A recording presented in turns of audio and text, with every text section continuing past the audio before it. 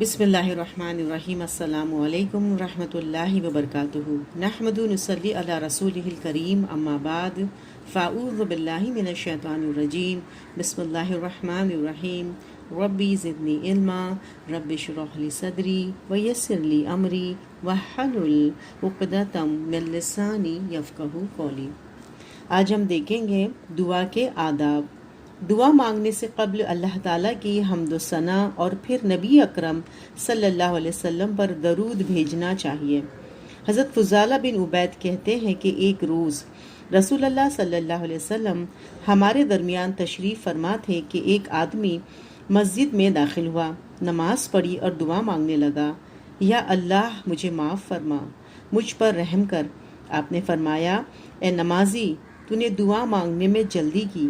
جب نماز پڑھ چکو اور دعا کے لیے بیٹھو تو اللہ کی شایان شان حمد و ثنا کرو، پھر مجھ پر درود بھیجو، پھر اپنے لیے دعا کرو۔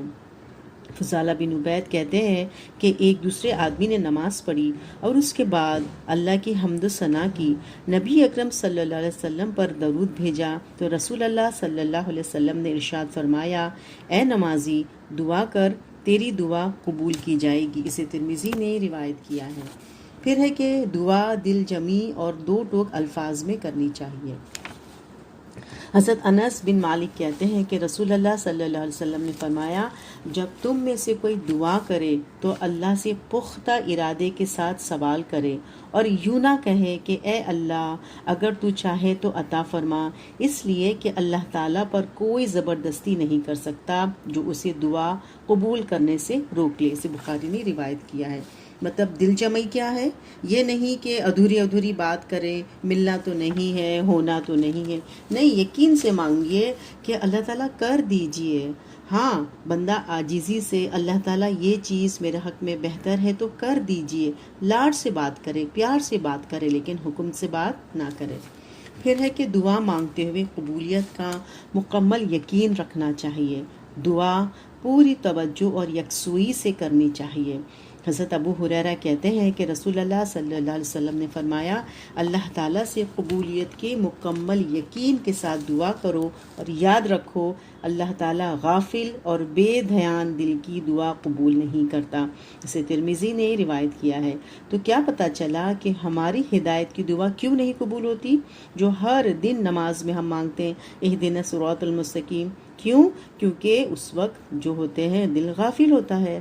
تو دعا مانگنے سے قبل اپنے گناہوں کا اعتراف اور اظہار ندامت کرنا چاہیے۔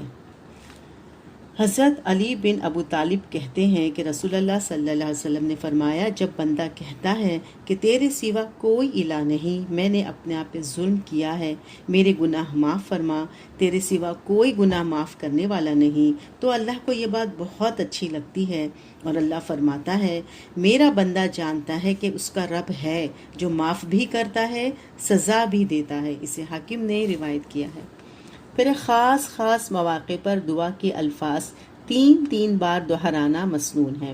حضرت انس بن مالک کہتے ہیں کہ رسول اللہ صلی اللہ علیہ وسلم نے ارشاد فرمایا، جو شخص اللہ سے 3 مرتبہ جنت مانگے، اس کے حق میں جنت کہتی ہے، یا اللہ اسے جنت میں داخل فرما، اور جو شخص 3 مرتبہ آگ سے پناہ مانگے، اس کے حق میں آگ کہتی ہے، یا اللہ اسے آگ سے بچا لے۔ اسے ابن ماجہ نے روایت کیا ہے۔ پھر ہے کہ کسی دوسرے کے لیے مانگنے والے کو پہلے اپنے لیے پھر دوسرے کے لیے دعا مانگنی چاہیے۔ حضرت ابی بن قعب کہتے ہیں کہ رسول اللہ صلی اللہ علیہ وسلم جب کسی کا ذکر کرتے اور اس کے لیے دعا کرتے تو پہلے اپنے لیے دعا فرماتے۔ اسے ترمذی نے روایت کیا ہے۔ جامع تھوڑے الفاظ لیکن زیادہ معنی والی دعا مانگنی چاہیے۔ حضرت عائشہ فرماتی ہیں کہ رسول اللہ صلی اللہ علیہ وسلم جامع دعائیں پسند فرماتے اور دوسری دعاؤں کو چھوڑ دیتے تھے۔ اسے ابو داؤد نے روایت کیا ہے۔ پھر دعا کے لیے ہاتھ اٹھانے مسنون ہیں۔ حضرت سلمان فارسی کہتے ہیں رسول اللہ صلی اللہ علیہ وسلم نے فرمایا، تمہارا رب بڑا حیا کرنے والا اور سخی ہے، جب بندہ اس کے حضور ہاتھ اٹھاتا ہے تو انہیں خالی لوٹاتے ہوئے اسے شرم آتی ہے۔ اسے ابن ماجہ نے روایت کیا ہے۔ پھر ہے کہ ہاتھ اٹھائے بغیر بھی دعا کرنا جائز ہے۔ حضرت عائشہ فرماتی ہے رسول اللہ صلی اللہ علیہ وسلم نماز میں تشہد اور درود کے بعد یہ دعا مانگتے: الہی میں تیری جناب سے عذاب قبر، مسیحت دجال کے فتنے، موت و حیات کی آزمائش، گناہوں اور قرض سے پناہ مانگتا ہوں۔ اسے مسلم نے روایت کیا ہے۔ پھر امام کو دعا کراتے وقت اپنے علاوہ باقی لوگوں کو بھی دعا میں شریک کرنا چاہیے۔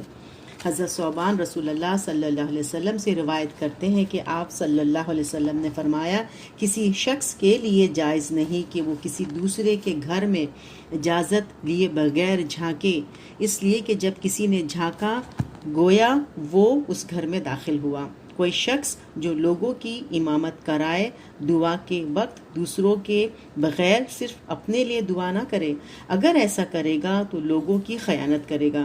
کوئی شخص پیشاب وغیرہ روک کر نماز نہ پڑھے، اسے ترمذی نے روایت کیا ہے۔ پھر دعا سننے والے کو دعائے کلمات کے آخر میں آمین کہنا چاہیے۔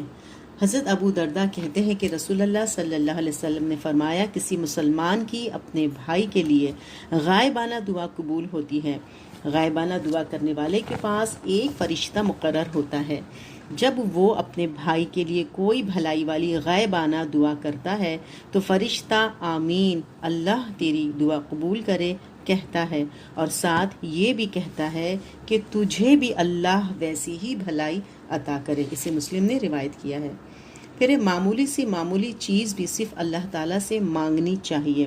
حضرت انس کہتے ہیں کہ رسول اللہ صلی اللہ علیہ وسلم نے فرمایا: تم میں سے ہر ایک کو اپنی ہر ضرورت اللہ سے مانگنی چاہیے، حتیٰ کہ جوتی کا تسمہ ٹوٹ جائے تو وہ بھی اسی سے مانگے۔ اسے ترمذی نے روایت کیا ہے۔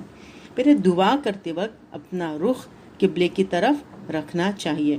حضرت عمر بن خطاب کہتے ہیں کہ جنگ بدر کے روز رسول اللہ صلی اللہ علیہ وسلم نے مشرکین مکہ پر ایک نظر ڈالی۔ ان کی تعداد 1000 تھی، جبکہ آپ کے صحابہ کی تعداد 319 تھی۔ رسول اللہ صلی اللہ علیہ وسلم نے قبلے کی طرف رخ کیا اور اپنا ہاتھ اللہ کے حضور پھیلا دیا اور پکار کر دعائیں کرنے لگے۔ اسے مسلم نے روایت کیا ہے۔ حضرت لوط نے قوم کو توحید کی دعوت دی اور بدکاری سے روکا۔ قوم نہ مانی اور حضرت لوط کو جلا وطن کرنا چاہا۔ فرشتے خوبصورت لڑکوں کی شکل میں عذاب لے کر آئے، تب حضرت لوط نے اللہ سے دعا کی۔ سورہ شعراء آیت نمبر 169: اے میرے رب، مجھے اور میرے اہل و عیال یعنی میرے پیروکاروں کو قوم کی بد کرداریوں سے نجات دے۔ اللہ تعالیٰ نے حضرت لوط کو ان کے اہل و عیال سمیت نجات عطا فرمائی۔ فرعون کے دربار میں حضرت موسیٰ اور جادوگروں کے درمیان مقابلہ ہوا۔ جادوگر شکست کھا گئے اور حقیقت معلوم ہوتے ہی جادوگر حضرت موسیٰ علیہ السلام پر ایمان لے آئے۔ فرعون نے انہیں دھمکی دی کہ میں تمہارے ہاتھ پاؤں مخالف سمتوں سے کٹوا دوں گا اور تم سب کو سولی پر لٹکا دوں گا۔ تب جادوگروں نے اللہ کے حضور دعا کی۔ سورہ الاعراف آیت نمبر 166: اے ہمارے پروردگار، ہم پر صبر کا فیضان کر اور ہمیں دنیا سے اس حال میں اٹھا کہ ہم مسلمان ہوں۔ اس دعا کے بعد اللہ تعالیٰ نے اہل ایمان کے دل اس قدر مضبوط کر دیے کہ انہوں نے بھرے دربار میں بادشاہ کے سامنے کہہ دیا: تو جو کچھ کرنا چاہتا ہے کر لے، تو زیادہ سے زیادہ بس ہماری دنیا کی زندگی کو ہی ختم کر سکتا ہے، اس سے زیادہ ہمارا کچھ نہیں بگاڑ سکتا۔ سورہ طٰہٰ آیت نمبر 72۔